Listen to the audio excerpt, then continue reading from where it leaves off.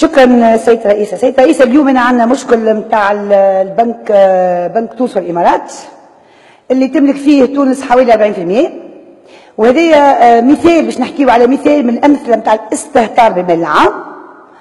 أول حاجة نحب نذكروا اللي رئيس المدير العام نتاعها اللي هي 3 سنين ما عملتش توزيع الأرباح، وهذا ماهوش صدفة، تصير في بعض البنوك، لكن هذا إذا كيشوفوا تتبعات ولا الأسباب نلقاو تفسير لهذا الإجراء.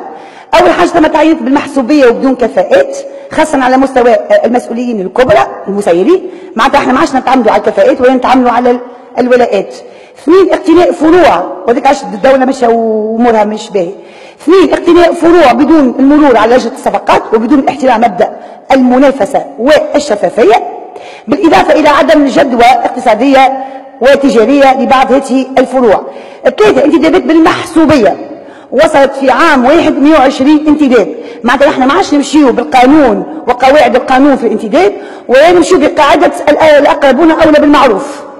عديد القروض اللي تم منحها بدون ضمانات، بتمويل مشاريع وهمية أو بقروض بدون تمويل ذاتي، وهذوما راهم إخلالات خطيرة. الأخطر من هذا يا سيدة الرئيسة أنه في هناك عمليات مشبوهة جدا تدخل في خانة تبييض الأموال. تبييض الأموال معناتها إرهاب، تبييض الأموال في علاقة مباشرة بالإرهاب، باش نعرفوا قاعدين نحكيو.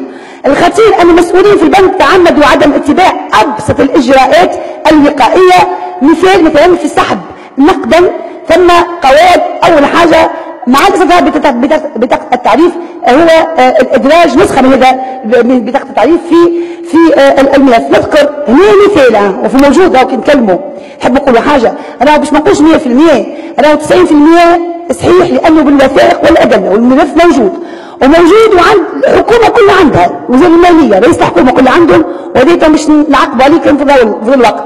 في فرنسا مثلا تلقى سحب أكثر من 1500 يورو يتحل بحث تحقيقي، والبحث التحقيقي يعطيك نتائج.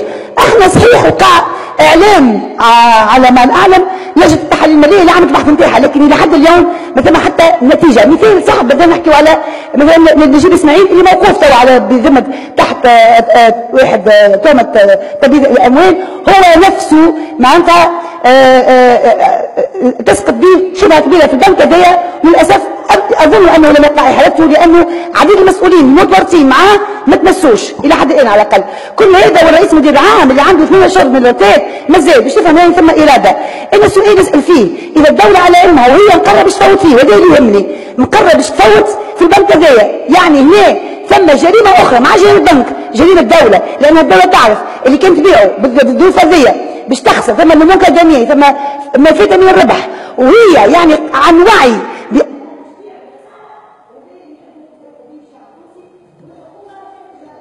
شكرا.